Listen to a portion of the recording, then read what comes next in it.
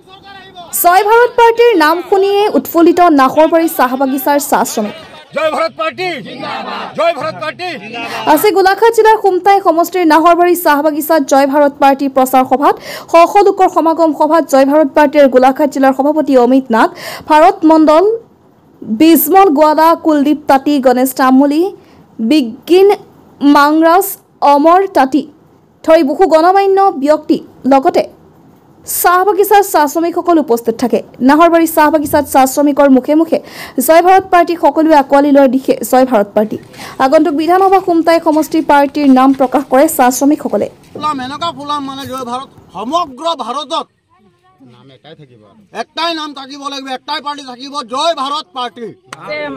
Congress BJP AGP বহুত চৰকাৰ আহিলে কিন্তু আমি এতিয়ালৈকে আমি মাটিৰ পাত্তা নাই পোৱা, আমি বহুতো বস্তু নাই পোৱা, হাজিৰা 351 টকাও নাই পোৱা। এতিয়া 250 টকা মজুৰি দৈনিক মজুৰি দি আছে। ইমান কম হাজিৰাত আমাৰ চলিবলৈ বহুত দিগদাৰ হয়, ল'ৰা ছোৱালীক পঢ়াবলৈ বহুত দিগদাৰ হয়, বস্তু বানিৰ ইমান দাম, বহুত কষ্ট হয়। গতিকে আমাৰ যি এতিয়া জয় ভাৰত চৰকাৰ আহিছে, আমি সকলো বাগানীয়াবিলাকে একেলগত হৈ আমি এই ভাৰত চৰকাৰক জিকাব লাগে আৰু চবে আমি একেলগে যোগদান কৰিব লাগে। আমাক মানে এতিয়া বহুত দেৰিয়ে হ'ল, আমাৰ বহুত আগতে হ'ব লাগিছিল এনেকুৱা দল এটা আমি বিচাৰি আছিলোঁ। গতিকে ৰাইজে ভাল পাইছে আমাৰ ইয়াত। আৰু উপৰোক্ত বক্তাসকলে ক'লেই যে পাৰ্টিবিলাকে বিভিন্ন ৰাজনৈতিক দল আমাকে ঠগ প্ৰবঞ্চনা দিলে আৰু এতিয়া আমাৰ চাহ শ্ৰমিক ৰাইজ আৰু আদিবাসী ৰাইজে আমি জাগিছোঁ আৰু এনেকুৱা ঠগ প্ৰবঞ্চনাৰ প্ৰলোভনত আমি ভুল নাযাওঁ।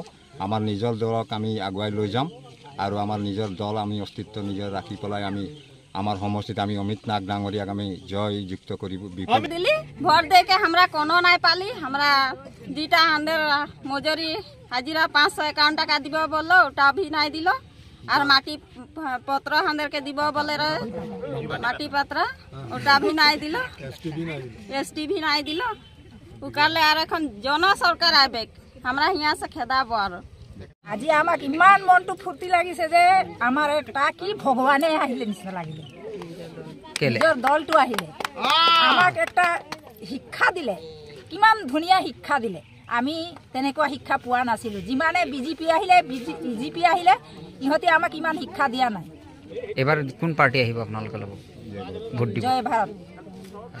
চৰকাৰে যদি আপোনালোকক 5000 টকা দিছে, 5000 এইটো আমাক এই মটন দিয়া লিখা ঠগি আছে, আমাক ললিপপ ঠগি আছে। আমাক এইকেইটা আমি লোৱাটো দিগদাৰী আছে, আমাক কিনি লোৱা নিচিনা হৈছে। আমাৰ হাজিৰাটোহে বাঢ়াব লাগে 351 টকা। মই এবাৰ জয় ভাৰত পাৰ্টিকে সাপোৰ্ট কৰিম।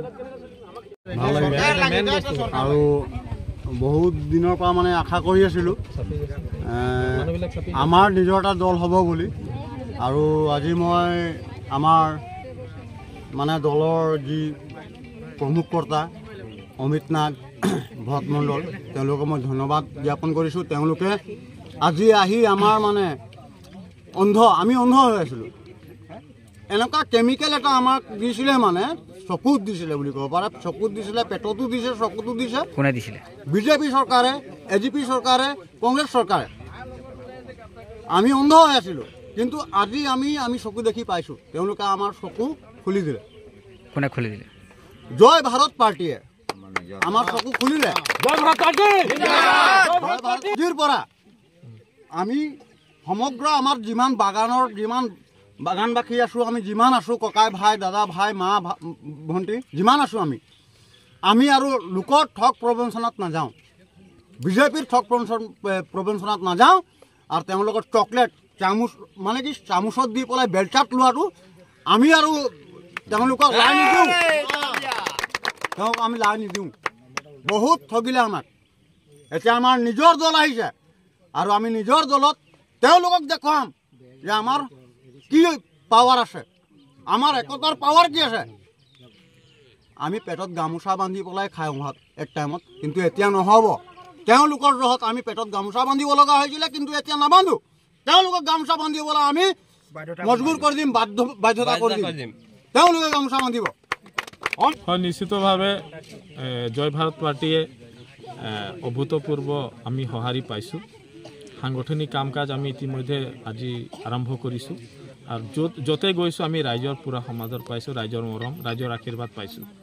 আৰু ইয়াৰ মূল কাৰণ হ'ল যে বিগত সময়ছোৱাত ভাৰত স্বাধীন হোৱাৰ পিছত যোৱা ৭৫ বছৰ পাৰ হোৱাৰ পিছত আমি দেখিলোঁ যে আমাৰ চাহ শ্ৰমিকসকলৰ কোনো ধৰণৰ উন্নয়ন নাই হোৱা।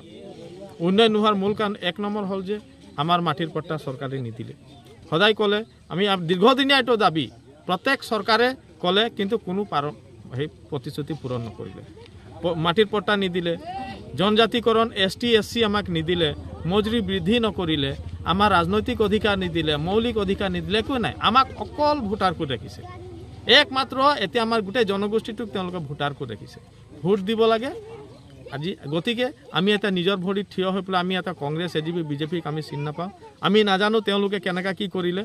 আমিয়ে তেওঁলোকক আজি AGP কংগ্ৰেছ BJP এইসকলক আমিয়ে তেওঁলোকৰ পোষ্টাৰ মাৰিছিলোঁ, আমিয়ে তেওঁলোকৰ প্ৰচাৰ কৰিছিলোঁ, আমিয়ে তেওঁলোকৰ মিটিঙৰ কাৰণে মানুহ গোটাইছিলোঁ। এই মানুহখিনিয়ে আছিলে, আমিয়ে আছিলোঁ। কিন্তু আজি আমাক যেতিয়া পুনৰ ইমান বছৰ ঠগাৰ পিছত আমি ইয়াতে জাগিছোঁ। আমি হাৰ পালোঁ যে তেওঁলোকে যে ভুৱা প্ৰতিশ্ৰুতি দিলে। আৰু শেষত মই একেটা লাষ্ট কথা কওঁ, অসমৰ মাননীয় মুখ্যমন্ত্ৰী মহোদয় আজি BTIDত গৈ পেলাই ক'লে যে ST সন্দৰ্ভত 90% কাম হৈ গ'ল। 90% কাম হৈ গ'ল মানে লোকসভা ৰাজ্যসভাত বিল অলৰেডি পাছ হৈ গ'ল। এটা অকল ৰাষ্ট্ৰপতিৰ চহীহে বাকী আছে। আমি সেইটো ভাবিলোঁ। কিন্তু পুনৰ কেন্দ্ৰীয় মন্ত্ৰীয়ে যেতিয়া ক'লে যে অসম চৰকাৰে প্ৰতিবেদন জমাই দিয়া নাই, শেষত গৈ পেলাই মুখ্যমন্ত্ৰীয়ে লাজ পাই পেলাই কৈছে যে অক্টোবৰ মাহত বোলে মই প্ৰতিবেদন জমা কৰিম। এই মিছা কথাখিনি আমি সব শুনিলোঁ, বাদ দিছোঁ। AGP কংগ্ৰেছ BJP এইখিনি গৈছে ঠগ প্ৰবঞ্চনা। এতিয়া আমি নিজৰ ভৰিত নিজে থিয় হ'ম আৰু নিজৰ চৰকাৰ জয় ভাৰত পাৰ্টি গঠন কৰিম। আৰু খুমটাই সমষ্টিত আমি নিজৰ চাহ জনগোষ্ঠী আদিবাসী প্ৰাৰ্থী শ্ৰী অমিত নাগ ডাঙৰীয়া আমি থিয় কৰিম আৰু তেওঁক বিপুল ভোটেৰে জয়যুক্ত কৰি আমি তেওঁক দিছপুৰত পঠিয়াম। এইটো ফাইনেল হৈ আছে। অমিত নাগক খুমটাই সমষ্টিত আমি MLA উঠাম আৰু তেওঁক জিকাম। আৰু যেনেকৈ অখিল গগৈ গৰম কৰে বিধানসভা, সেনেকৈ অহা 26ত অমিত নাগ ডাঙৰীয়াক আমি জিকাম। আৰু বিধানসভা অমিত নাগ ডাঙৰীয়া মজুৰি বৃদ্ধিৰ কাৰণে, মাটিৰ পাট্টাৰ কাৰণে আৰু জনজাতিকৰণৰ কাৰণে অমিত নাগ ডাঙৰীয়াই এনেকুৱা সদন গৰম কৰিব যে মাৰ্চাল লগাই তেওঁক ওলাবৰ কাৰণে চৰকাৰ বাধ্য হৈ যাব।